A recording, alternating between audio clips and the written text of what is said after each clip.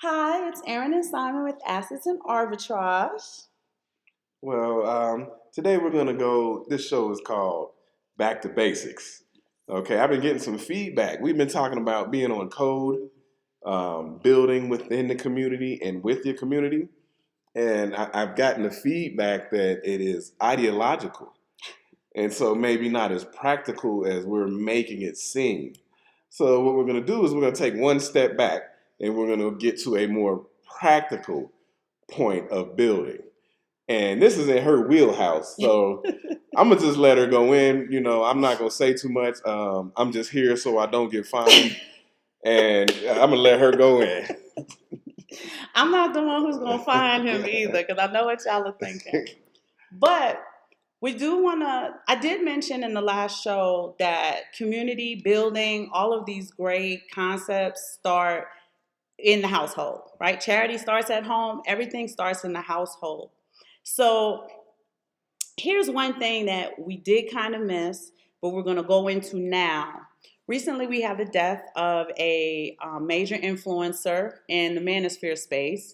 And I'm noticing that there is a phenomenon that is taking place where it's the black man and black women don't like each other. Okay, my timeline is filled with black men ain't this, black women ain't that, we don't like each other, we would rather deal with other people, so on and so forth. We can't build like that. Now we're going to dial a little bit deeper because I think that I would like for somebody to either put in the live chat for my livers or put in the comments that their timeline is not filled with black men and black women having an issue with each other. I want to know, I want to see, maybe it's just my timeline. Maybe it's just his timeline.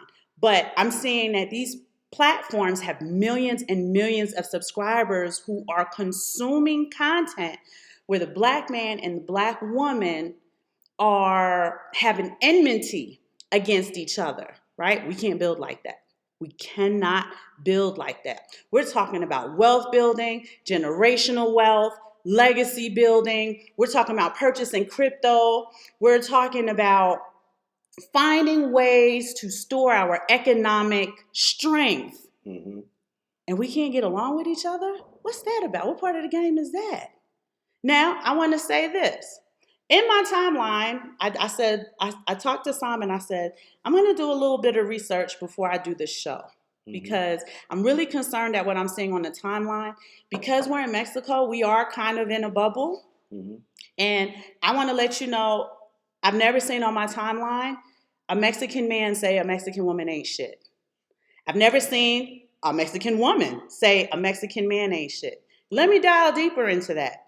Mexico has a culture called machismo, where the alpha males typically run the country, right?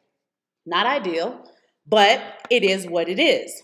They also have a phenomena called femicide. Mm-hmm. What does this mean? It means that Mexican men can domestically abuse the women and kill them and not seek any consequences. Right? The police show up at the house. Well, what did you do to make him angry? That's like how they handle stuff here in Mexico. It's, again, not ideal. But even with that culture, with that situation happening, nowhere on my timeline do I see Mexican men and Mexican women talking about each other the way we see black men and black women talking about each other. So one day I spent the whole day, I said, Simon, I'm going to go through my timeline. I just kind of want to see what the algorithm is pulling up because this isn't even content that I typically consume. Right. In 42 videos, one video showed up. It was the cute Filipino girl, and she's telling you a story. It was the sweetest story I ever heard about her boyfriend. And I had Simon take a look at it. Mm-hmm. He's like, okay, this was cute. Why'd you show it to me? I said, because I want to show you that no other culture is being paraded in front of millions of people divisively like we are. This is turning into a very lucrative industry. If these platforms are getting 3 million views, 8 million views, 10 million views, 129 million views. You have 16 million subscribers listening to you talk about how black women don't do this and black men don't do that and vice versa. We can't build like that. And I'm going to get to my major point. The major point is when we talk to you guys about the system taking the money back, there is no taking the money back like separating the households like they're being separated. Mm-hmm. Okay? When I have children by him, and I have children by him, and I have children by him, and I have children by him, these are 5 separate households where money is being diluted. It's not being concentrated. There's no laser eyes in this particular case. When we run to the courthouse to put people on child support, that's not free. It's filing fees. Somebody's getting paid. Yeah. Okay, the money has to be transferred from one party to the other party. That's not happening for free. The system is finding ways to take it back, and the black household is a major consumer. We add trillions of dollars to the market, no matter what the market may be. Mm-hmm. So we have to kind of get this in order. Now, what I am looking at is when I look at it from a metaphysical standpoint, I was telling Simon, I said, what's going to happen is, and Pac called it. For those of you who are Tupac fans, back when he did Keep Your Head Up, he had a bar that said, we're going to have a race of babies that hate the ladies that make the babies. Yes. What year was that? Early 90s, right? Mid-90s. Called it. Yep. It was a prophet in disguise. He called it. Sure did. Right? And the ladies don't like the men any better. No. So what's happening is, as our wealth is being diluted in all of these other places, we are also contributing to a rhetoric, to a narrative, to the entire global system. That why should we respect you guys and work with you guys globally when you don't even like each other? I've never seen a video, and I've searched, where an Asian man says Asian women ain't shit. Asian men ain't shit. And it's not to say that these cultures don't have interracial marriages and children and so on and so forth. I'm saying there's no narrative that they are disparaging each other. Mm-hmm. They build their legacy. They build their wealth. I remember that, was it the Lakers with Sterling?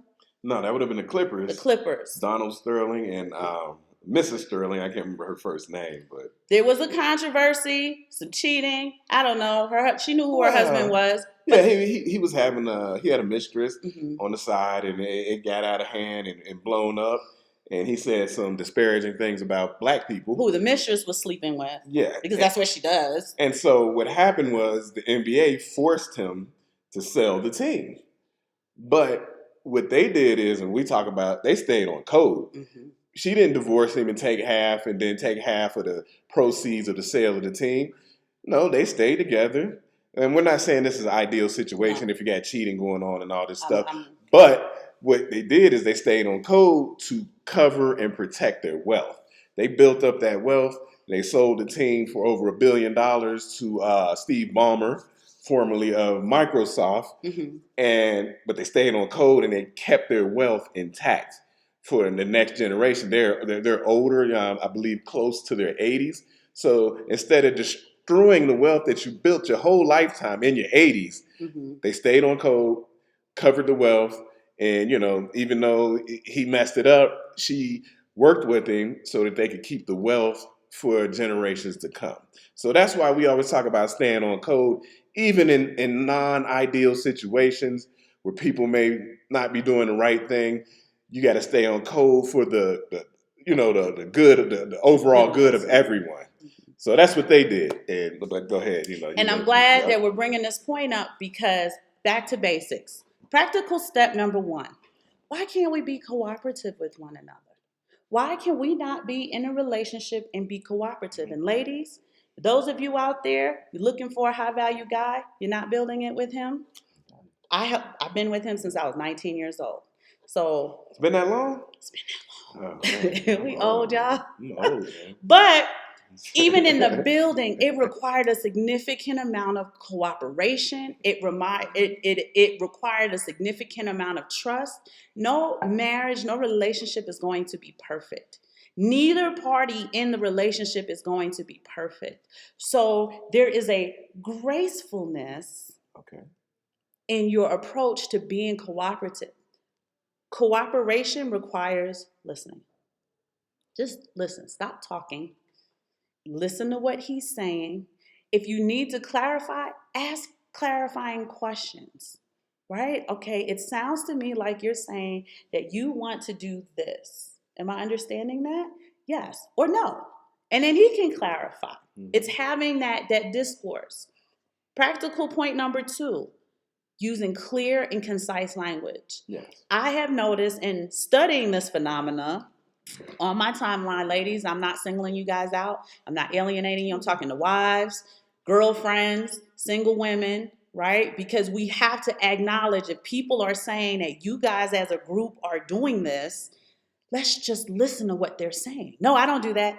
You might do it. Well, we have a saying in our household. We call it precision of language, right? You can use one word, another word, but be precise in what you're saying. I always like to be clear and concise. Say it short, you know exactly what I'm saying. Not, talking around and being kind of vague and disingenuous and stuff like that. It's concise. This is what I'm saying. I'm using the right word for what I'm trying to say. Precision of language. We always say that. Precision of language. Use the right word for what you're trying to get across. And we've discovered that to be a critical element in preventing a lot of conflict. Mm-hmm. The majority of the conflict we don't want to turn this into a relationship show, but we have to bring these things up because you're not building wealth if you arguing with somebody every single day. I tell you guys, in this relationship, I know who I am. He knows who he is. He's the visionary. I don't have vision like he has vision. I am humble and honest enough to say, I can execute some shit. I don't have the ideas that you have. Talk to me. What do we need to do? How can we do it? Because I'm better with bringing things to fruition than I am with coming up with the concept. Yeah, and we talked about that maybe on an earlier show. Maybe we did. I don't know. I think we mentioned I always talk about sports analogies. Play your position. You have a certain position to play. Be in your position, right? If she's saying she can bring things to fruition and I'm the visionary, then no, that's the position we play. I play my position and I do it. I do it well, and she plays her position and she does it well. And we understand the positions. I'm not trying to get in her position and do what she does, and she's not trying to get in my position. And we work well together. We understand the mission. We understand the job. So we're going to get the mission accomplished because we understand what we need to do. So in that precision of language, when we talk to each other, and sometimes we do have to say, like, did you mean that word? And then the person would be like, yes, I meant that word, or no, I'm good for saying to him, I need a more accurate word than this one, but I just want you to have an idea on what I'm trying to express to you. So that precision of language, but concise language. I've noticed in studying this particular phenomenon that when the men are asking women questions, the women never answer the question directly. Right? I'm going to keep it 100 with y'all. I'm noticing that. And as a woman, I realized that there was a point where I was doing that. He would ask me a question, and I feel like my long roundabout explanation is answering his question. I've said all of that, and he's still like, let me ask the question a different way because I still don't have an answer for you. He's very patient. He's been very patient with me. We've been together a long time, so he's patient. But I had to learn the skill of being more clear and concise in my responses to him. And it keeps down conflict. It keeps down misunderstandings. It keeps down a lot of the distractions, keeping you from doing whatever it is you're supposed to be doing in this relationship, whether we're child rearing or we're managing the household or we're managing our multiple businesses. I had to realize, like, you know what, you're right. You asked me questions and I'm not answering you. Let me answer you directly first. And then if I have an explanation, then I'll go into it. And I want to say something. I don't want to go off subject too much, but I'm going to bring up our good brother, Neely Fuller, right, who talks about being on code. And when you see a lot of times black people in traffic stops and stuff like that, he used to tell you, understand that you are a prisoner of war. he would say, when you talk to the police, name, rank, and serial number. That's what they taught you in the military. Name, rank, and serial number. They're asking you all these questions, and basically serial number would be your license number, right?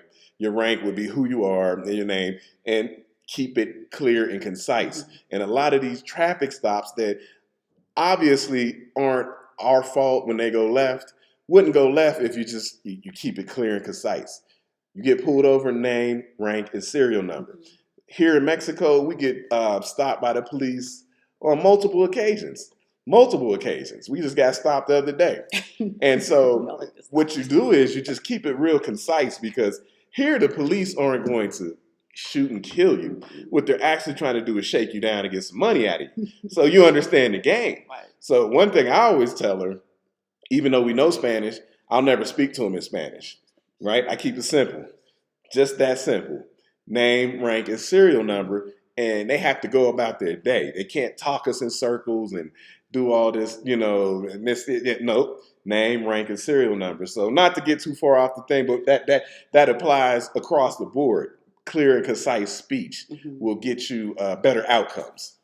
And it also helps in business, right? I know we're talking relationship, but a business is a relationship. He is both my husband and my business partner. So all of these practical steps we're going to be talking about will be able to permeate in other aspects of your life to give you success, right? So if he's asking me a business question, how much is this launch going to cost? Right. I can't go roundabout like, well, it's important that we spend the money for the launch because we're going to get the money back, and here's the roadmap forecast. Answer his question first. The launch is going to cost us X number of $1,000. However, let me show you the breakdown on how I feel like we can get a return on our investment. That's a better way to answer the question. Right? Even if he's like, absolutely not, we're not going to spend that, or whatever his response may be, answer the question directly first, and then if you have an explanation, you can go into that. Yep.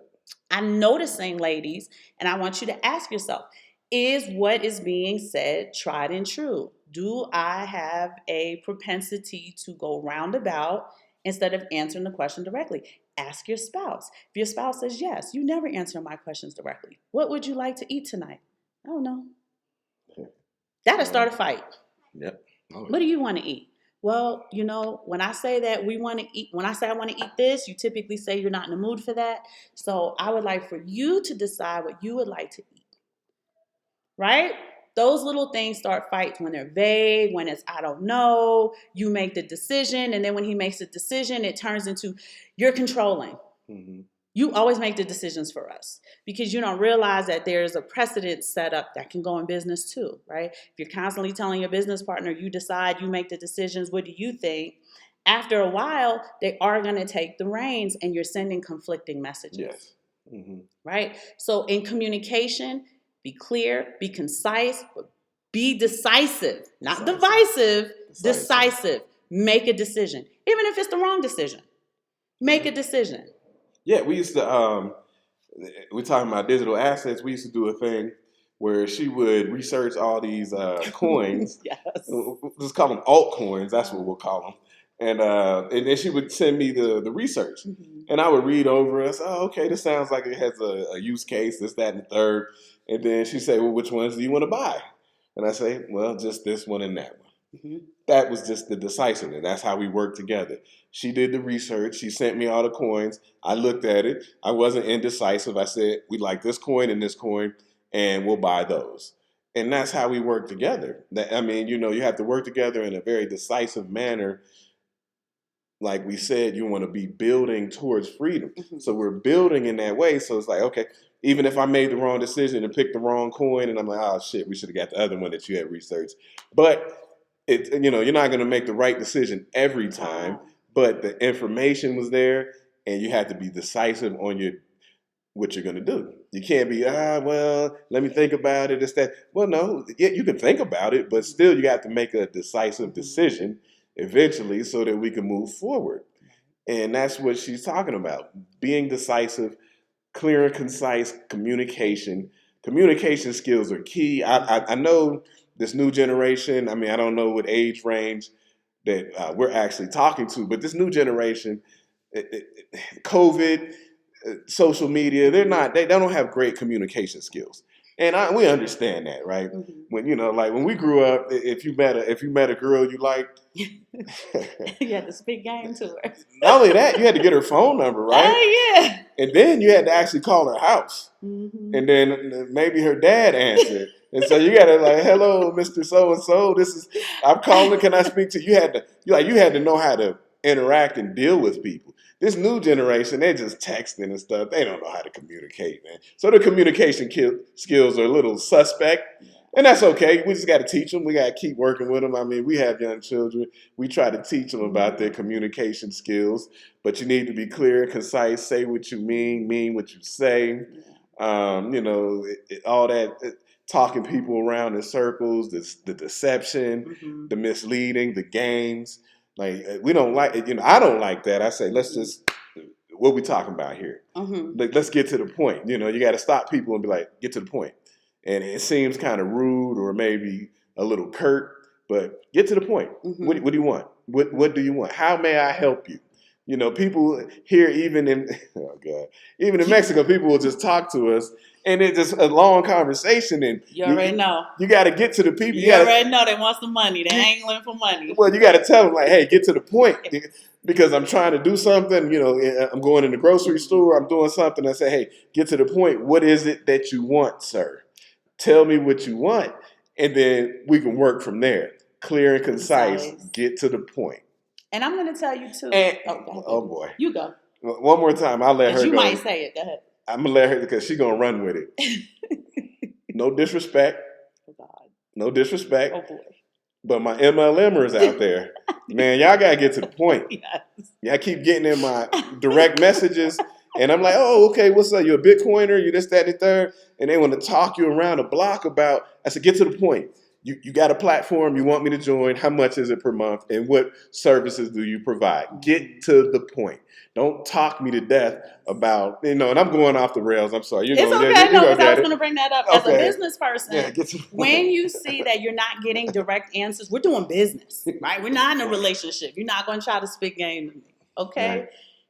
Right. What's the dollars? What's the cents? Right. All right. I really don't want to hear anything else. I need direct answers. Hey, this particular business proposal requires X amount of money by this time at this place, and this is what your return on investment is going to look like or forecasted to look.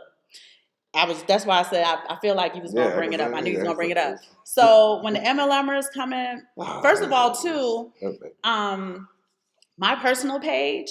And this is just how long we've been married. My personal page is actually a shared account. My husband has his friends on there. My friends are on there. Yeah. And we use it really as like for research and stuff like that. But we do have, our personal friends on there, birthdays, weddings, deaths, lots of deaths lately. We've talked about that. Yeah. But a lot of people don't even realize that when they're messaging Aaron Simon, that Gordon Simon may be in the DMs conducting business, talking to people, talking to family members, so on and so forth, right? So when you hop in like, hey, how you doing? Know that hubby may have to regulate you just a little bit. Who is this? What do you want? Right? Just answer his questions. Be direct. I am selling Bitcoin. We're good. Thank you. Have a nice day. Or we're willing to listen to whatever your $794 a month platform is with a return on investment of $12.50. Right. Okay? So whether it's business or personal relationships, clear, concise communication. And the best way to be clear and concise if you're trying to develop the habit is just answer the question directly. Mm-hmm. Most questions are typically yes, no, or this is the answer. Mm-hmm. Right?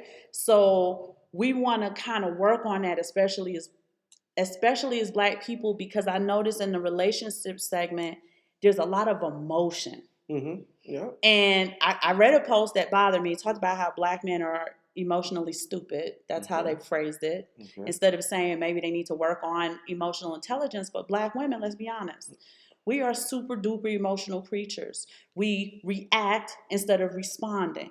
And we have to be honest about that, right? Take a deep breath and answer the question directly, right? Often people are triggered, so stuff's going off the rails. Situations can't be de-escalated. But if you're conducting business like that in your household, if that's how you react to your spouse, I guarantee you it is spilling over into your professional and social life.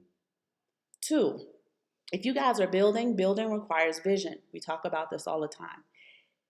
Whoever the visionary is in the relationship cannot establish a vision if we're arguing about stupid shit all day long. If every discourse is now an escalated situation, how can you build? How can you plan? How can you think?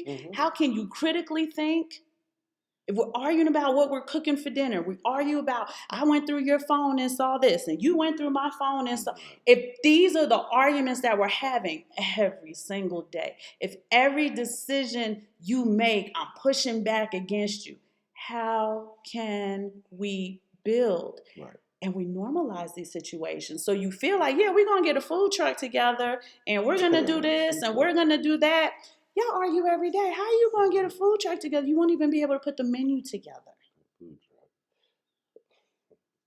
Right? Building requires an ample degree of control and letting go of control. Right? There are a number of things I have to say, baby, whatever you think is best, we are going to do. I know a lot of women don't like that response. I don't know where the soundbite's going to end up. There are a number of things. He would look at me and say, Erin, this is your wheelhouse. What do you think is best in this situation? We gain control in certain areas. You have to be able to relinquish control in other areas. That's how we cooperatively build. If you get a sponsor, your sponsor is going to come in and say, I'm paying you. You got to do this, and this. If I'm Coca-Cola, you can't drink Pepsi. And that's the end of that. There's no negotiation in that. Don't let me catch you drinking whatever Pepsi products they make. You better be drinking a Fanta, right? Don't be out here drinking Crush and all of these other things, right? When you are in contractual agreements with outside people, we tend to submit very well to those outside people. You submit to your job, and then when it comes to building something cooperatively in the household, we all of a sudden have a problem with it. Okay, let's throw submission out the door. Ladies, y'all don't want to submit? I'm going to give you some practical points of where to start. Smile. Smile at your mate, your spouse, your boyfriend, whoever he is in your life. Smile at him. First thing I do is I smile at my husband. Don't matter if I had a bad dream, good dream, if I had a good night, bad night, if I'm exhausted, I smile at him first thing in the morning. You know what he does? He smiles back at me. He done had too much tequila. He give me a little. No, she didn't. Too many mojitos or whatever they call them. Smiles back. And that's how we start our day off. We just smile at each other. And then he'll ask, you okay? Yeah, I'm okay. And we go about our day. Right? Smile. Be pleasant. Right? If that requires, we are women, we run things, we run households. It is easy for us to be in our masculine energy. It's very easy to do it. I do it, and I have somebody leading the household. Right? Be aware of it. You can dial it back. Right? Speak softer. Take a deep breath. Okay? Be pleasant. Use pleasant words. Respond pleasantly. I have a hearing deficit from working on the flight line in the Air Force. We have a very big house. Often we're yelling to each other. He's on the first floor. He's yelling at me on the third floor. I can't hear what he's saying. So I don't go, what? What? I can't hear you. I'll say, baby, I can't hear you. I'm coming to you. Or I'll say, baby, I can't hear you. He'd be like, all right, I'm coming to you. Very easy. If you put baby, honey, darling, sweet pea, Bubba, Baba, whatever you want to call them, in front of whatever you're going to say, it'll soften the tone of whatever it is. And that's a way to work cooperatively. It's a way to have a positive connotation in the tone of the message. Right? Ladies, you can dress somebody all the way down in the most graceful of ways. Doesn't have to be motherfucker this and F that and throwing shoes at each other and stuff like that. We have to find different ways to interact with each other as women with men, with the men that we deal with, and so on and so forth. The only reason I'm talking to the women is because I am a woman. Well, and what she's talking about across the board, man or woman, Mm-hmm. self-awareness. Yes. You have to have self-awareness. Understand who you are. Understand your flaws, Mm-hmm. and you work on them. But be aware of your flaws. You don't. What would you say? Like consciously? Well, you don't deny your flaws. You know, if you know that you have a certain Mm-hmm. flaw, just understand. Even if you're working on it, and you might just be to the point where, like, I know this is my flaw. I'm not even gonna work on it, but I know this is my flaw. That's still self-aware. Mm-hmm. You're aware enough to know that this is a flaw, and I have it, and this is just how it's gonna be. Right. But then you can move and operate in that way because you are aware of self. You're aware of how you operate. Some of the flaws you will work on. You're like, we'll try to get better. Some of the flaws you're like, this is just who I am, and this is how it's going to be. But I want to make a point. If and this no, is that's who you okay are, though. and But this that's is how okay. you're going to That's be, okay. understand the consequences of that as well. And Yeah. you got to take that on the chin. Yes, that's If I say, that. hey, I'm loud, I'm obnoxious, and that's just who I am, I have to understand that I'm not going to be able to move and operate in certain rooms. Well, yeah, like I told you, we talked about on the last show. Disagreeable. Shout out to all my disagreeable people out there. You know who you are. Being disagreeable, I know that I can't work in corporate America. Mm-hmm. Right? I can't get a suit and tie job and do what I need to do. I'm disagreeable. I understand that. I'm self-aware about that. So I'll move around that. I'm not disagreeable in all facets of life, but I'm just not built for corporate America anymore. I was a blue collar worker. I guess that's what they call it. And as time went on, I got more disagreeable in that line of work. Yes. But yes, I know I'm disagreeable, so I know to avoid certain situations, and I'm self-aware of that. So it's okay. But I know the limitations that it gives me. That I can't do certain things. People will be like, "Hey, you want to do this? You want this opportunity?" I'm like, "Nah, I can't. I can't work in that capacity." But thank you. Thanks for asking. I'm messing up our sponsors. Yeah, He can work with sponsors though, y'all. I can work with sponsors. I'm the face of the brand. You be working with me. She's more agreeable. She's the agreeable one. But with that being said, he works extremely hard for the disagreeableness to not be a factor with us, right? Is he perfect? Am I perfect? No, but that self-awareness is I'll be disagreeable in corporate America. I'll be disagreeable here, but this is the love of my life. I'm going to work on it. Yeah. So in that capacity, he will go above and beyond. He'll work on it. We have successes, we have losses. That's how the game goes. But what we just want to say is we have to find a way to change that rhetoric, to get along with each other, and to build. Right? It's wealth is more than just buying Bitcoin or lucking out on one of these altcoins. Okay? It's is that what we call them? The altcoins. That is what we're calling them for this show. It's not what we call them in the privacy of our home. Y'all know what we call them. But, right, just understand that wealth is a mindset. Like every show, y'all are going to hear us say wealth is a mindset. It is a strategic mindset. That is what it is. You can gain the wealth. You can protect the wealth. You can maintain the wealth if you have this mindset. And it's always thinking, always thinking, always thinking. Yeah. What's going wrong here? What's going wrong there? One of the things I said is the greatest thing we ever did was leave the United States because we entered into this bubble we talked to you about. Yeah. And it really helped heal our marriage. It helped heal us individually. It was good for the children. I mean, it was just, we didn't have all of that negative energy in our space all the time. And I'm gonna say this, and I believe I said it before, but I'm gonna say it again. Once you leave the United States, it's very different. You don't even know how much you need to heal. You think you're okay, you leave, and you're like, "Wow, I needed that. I needed this break, this healing." And so, we are advocates of people doing that. We understand that everybody can't because of your situations, financially, family, whatever, however it's situated, that you can't do it. But if you have the opportunity to do it, check it out because it will just give you just such a greater, outlook on life, but just the healing aspect of it. Right. And that, I mean, black people in America don't know that they are being abused. I mean, it's just kind of like being in as I always say, it's like being in an abusive relationship. And once you get away from it, you can heal. You're like, oh man, it feels better over here, this, that, and that. You're going to have your problems no matter where you go. You're going to, you know, we're in Mexico. We've been in Colombia, Costa Rica. I can name all the countries we went to. Panama, Puerto Rico, which isn't a country, but still, it's different, but you feel the healing. You could just feel like, man, it's like a weight off your shoulders. Especially, I'm speaking to my brothers out there because, you know, as a black man, I know America is very harsh and hard to deal with, but you get used to it and you normalize it, right?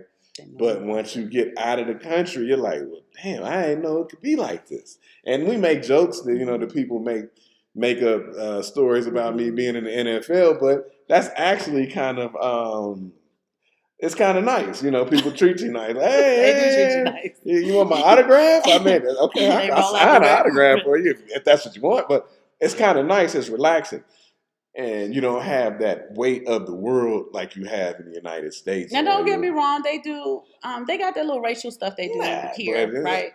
But it's easy to it's deal easier with. to deal It's with. easy to Now, deal I with. do want to say that you said it. You definitely hit the nail on the head the second time. I think black people do know that they're in an abusive relationship. They just normalize it, like you said, the second time, right? Stockholm syndrome, So as they call it. what we want to do is we want to start to get the word out there and fight against that, right? Because, like I said, this is a very lucrative opportunity for them, for us to be pit against each other, for us to not be able to work with one another.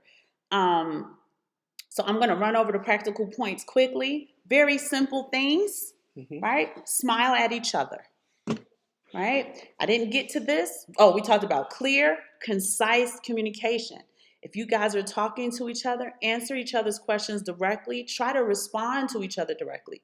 The statement that he makes to me when we're having a conversation may not be a question. It may be a statement or a declaration. Let me respond to him, not react. Respond to him in a clear, concise manner, right? Using as much precision of language as possible in that moment. I can't believe I'm going to have to say this, but I have to say this. I would like to challenge our subscribers, our viewers to do a gratitude journal every single day. I've noticed in a lot of the rhetoric between the man and the woman, I think when I kind of dial down into it, it's taking each other, taking advantage of each other, expecting somebody to do something because you feel like you deserve it. That sounds crazy, but believe it or not, it's an overwhelming theme. Yeah, and taking people for granted. Yes. So taking people for granted, gratitude is huge. So you know, that's her thing. She's big on the gratitude Do a journal. gratitude journal. I challenge y'all. Do a gratitude. You can do it on your phone. They have apps. I've been doing the app, and it don't hit to me like when I do it handwritten. That's up to you guys. I just challenge you to do it. But the most important habit I would like to see built is saying please and thank you. Right? It's something we teach our 5-year-old. Yeah. But I'm noticing that whole adults don't say please, don't say thank you, and don't apologize. And that tells me there's a significant lack of humility. And that will cause a divorce in a heartbeat. Okay, that will cause a breakup. That will cause resentment, bitterness. Okay, please, thank you. Small or big, say thank you. I don't care how small the gesture is. If he held the door for you, say thank you. If she brings you your food, say thank you. If she cooked the food, say thank you. Right. We say thank you to each other all day long. Every day, he takes me on a ride. He just basically, Aaron, I want to take you out, get some sun on you. I'm not taking you anywhere special. I'm going to buy you a vitamin water. I'm going to call it a day. Yeah, we live in the mountains, so we'll take a drive through the mountains. It's very refreshing. It lets you think. You know, I drive out there all the time just to think and, you know, just come up with ideas and stuff like that. But it's a very refreshing drive, and we'll go out there and get the sun on us, and it's just nice. It's just nice to do. Now, some mornings he'll go without me, come back, honk the horn, and then take me on a drive. Right? And for that, I have to see that effort and say, thank you. Mm-hmm. Hey, I came home. I brought you. I know you love vitamin water. Vitamin water, holla at me. I know you love vitamin water, but I brought this for you. Is it a diamond ring? No, but I thought about you when I wasn't with you because I think about you all day long. Yeah. Yeah. Yes, indeed. Say thank you. Yes, indeed. Okay, if a man buys you flowers and don't get you a vase, just say thank you. Don't drop the damn flowers on the floor. Y'all can Google that one. Yeah.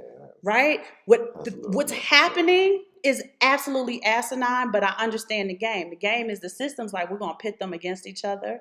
We're going to let them argue with each other, and then we're just going to enjoy the money as it runs in all of these separate, destroyed houses. Yes. Right? Mm-hmm. If you are single, you have all of this Bitcoin, you don't have a spouse or children to leave it to, system get the money back. That's ideal for them. Or it just goes away forever. Right? Or it goes away forever. Either which way, right? If we're doing stuff and we got Bitcoin together and we can't get along and we break up, I got my Bitcoin, you got your Bitcoin. Now the system's getting household A's money and household B's money. There's no focus. There's no laser focus. Yeah, and I want to talk about that because I watched the show earlier this week with Gentlemen of Crypto, and they were talking about how people are getting divorced and the NFTs and how you had to split up the NFTs. So let me slide back here, man. Shout out to my good brother, Bitcoin Zay. Hold on now. Oh, God. What are you about to do? Bitcoin Zay said, you can't have my Thundercat. I got my Thundercat, Bitcoin Zay. You know, holla at me, though. But yeah, you know, Thundercat NFT, I get it. You bought an NFT that was $300. Now it's worth $100,000. So we have to split that up.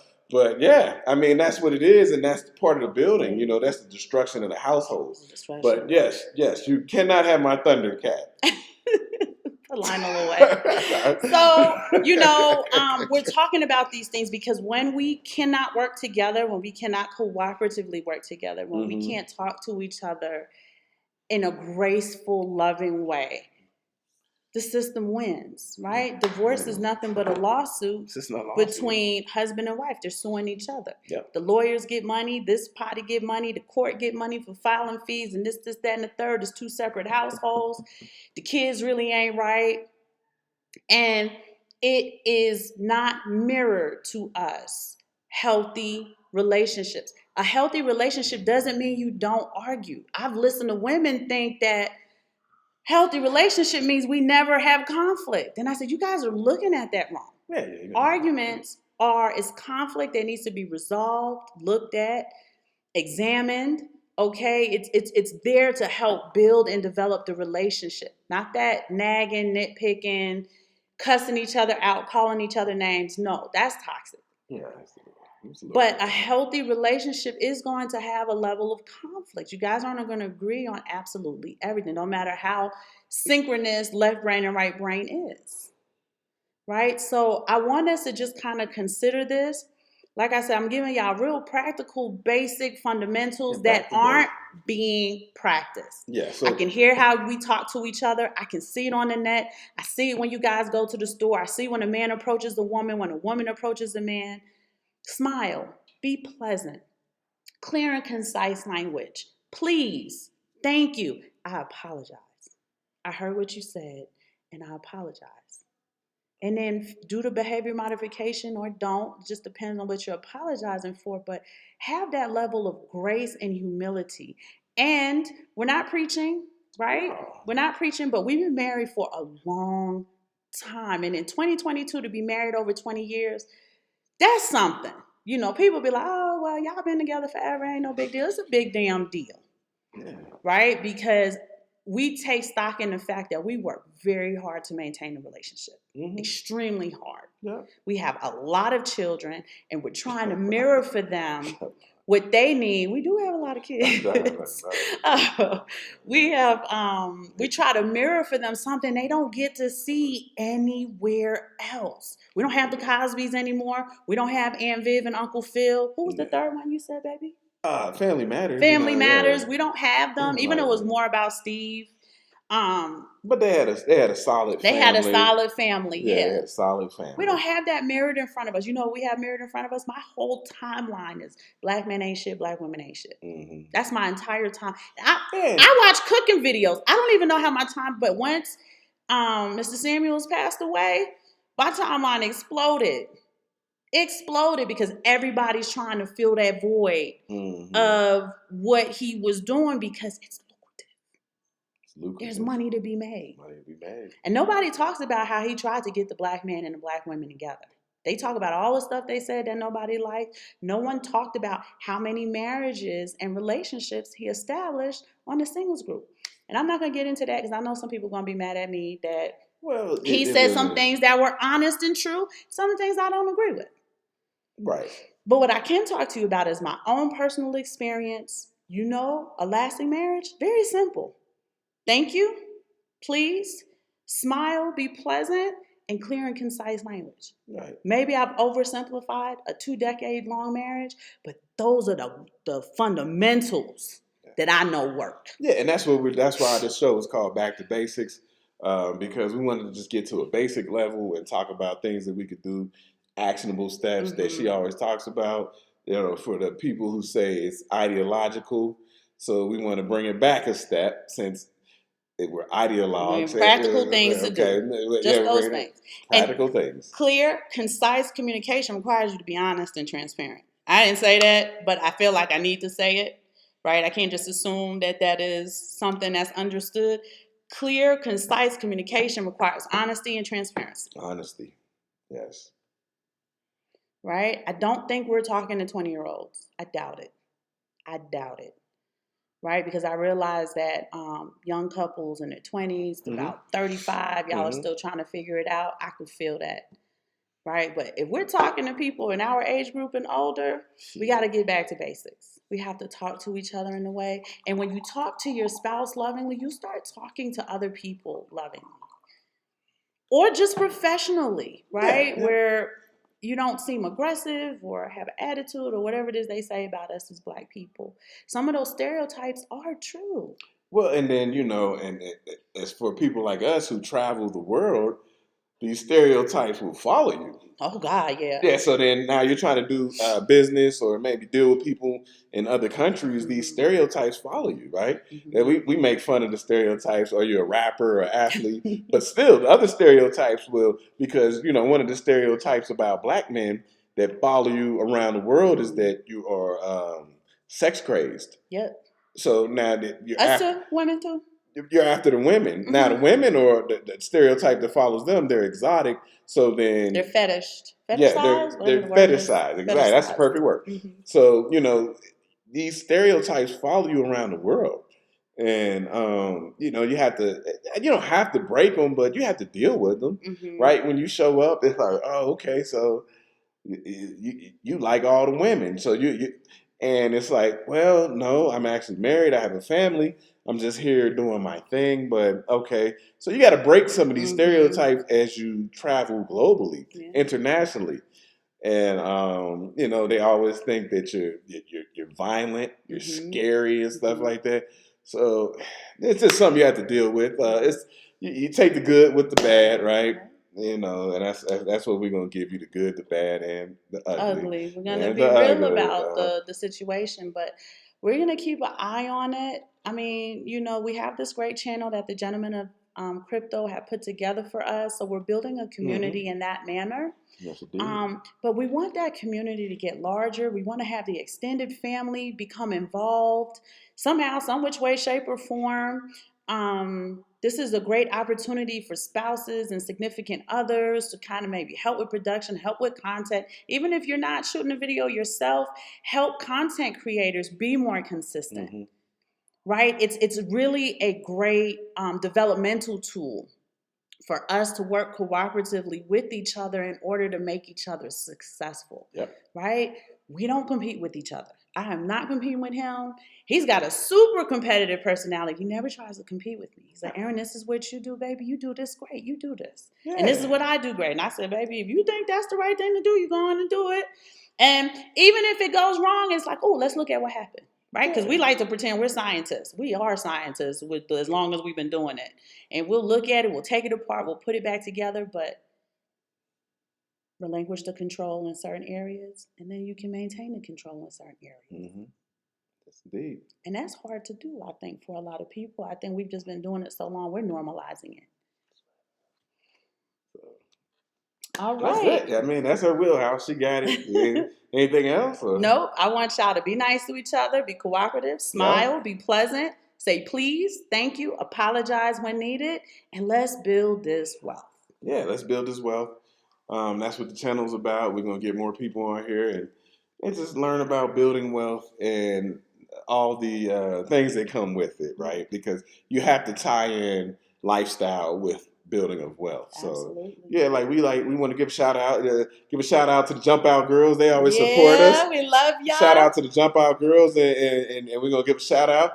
Give a shout out to Max B. He could be home any day, God. So shout out to Max B. He could be home any day, God. And we'll see you guys on Wednesday. All right, we love y'all. Bye.